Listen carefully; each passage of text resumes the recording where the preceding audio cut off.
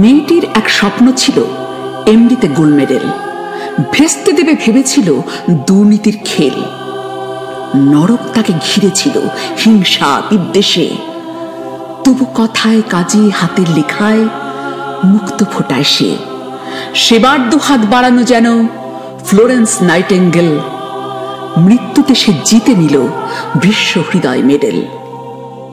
2024-এর 9 August গলি থেকে রাজপথ, রাজপথ থেকে রাষ্ট্রসংঘ, ইংলিশ চ্যানেল থেকে মহাকাশ, সমস্ত ভাবে সমস্ত দিক থেকে নিজেকে প্রমাণ করা মেয়েদের নিয়ে বড়াই করা আমাদের সমাজের বুকে প্রমাণিত হলো একটি সত্য, 2024-এও এখনো তাঁদের অবস্থান নিরাপদ নয়। একজন কর্মক্ষেত্রের নারী, একজন সফল চিকিৎসক নারী, একজন সৎ ও নির্লোভী মানুষ হিসেবে নারী, একজন অন্যায়ের দিকে আঙুল তোলার সচেতন নাগরিক হিসেবে নারী, এত ঔজ্জ্বল্য ধারণ করার ক্ষমতায় আজও আমাদের সমাজ যোগ্য হয়ে উঠতে পারেনি। সফল এবং সবাক নারীকে গ্রহণ করতে আজও সে প্রস্তুত নয়। প্রশাসন, সিংহাসন সব একজন সুনাগরিককে সুরক্ষা দানে ব্যর্থ। আর বিচার ব্যবস্থা প্রমাণলোপী ঘৃণ্য ষড়যন্ত্রের কবলে সেও অসহায়। স্টেথোস্কোপের বলাৎকারের দামের বিনিময়ে ওরে কালকুট দুর্নীতির ধ্বজা। তবু জয়ের কথা এই যে ভয়ের কাছে আত্মসমর্পণ করেনি আমাদের অগ্নিকন্যা অভয়া। এত কালোর মধ্যেও গর্বের জায়গা শুধু এটুকুই যে প্রতিবাদী মানুষ হিসেবে আমরা দেখিয়েছি আমাদের মানবিক মুখ।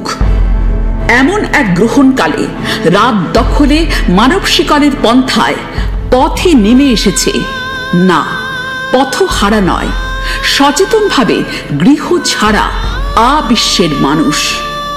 তারা সমবেতভাবে বলতে চেয়েছে, তারা ভরা এই আঁধার রাতে মোমবাতিকে মশাল দেখো, ঘরে ঘরে তিলোত্তমা, নিজের ওপর ভরসা রেখো। তিলোত্তমা তিলোত্তমা, তোমায় কি আর ভোলা যায়? একটি মারলে জন্মে কোটি, তিলোত্তমা শিখিয়ে যায়।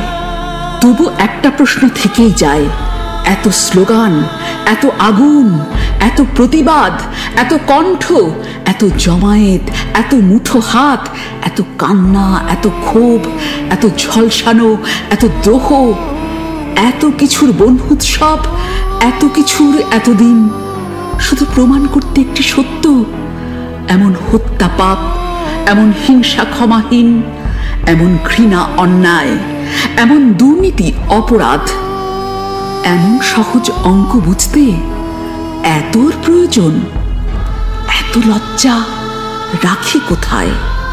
তবু আমরা নত শিরে, দংশিত বিবেক বুকে প্রবাসীরাও এগিয়ে এসেছি প্রতিবাদে, দেশের সাথে সমবেতভাবে গলা মেলাতে। সারা বিশ্বে একই স্বর, জাস্টিস ফর আরজি কর, জাস্টিস ফর আরজি কর। আমি শুভশ্রী নন্দী, বাংলা পডকাস্টের পক্ষ থেকে আপনাদের জন্য রইল অনেক শুভেচ্ছা ও শুভকামনা।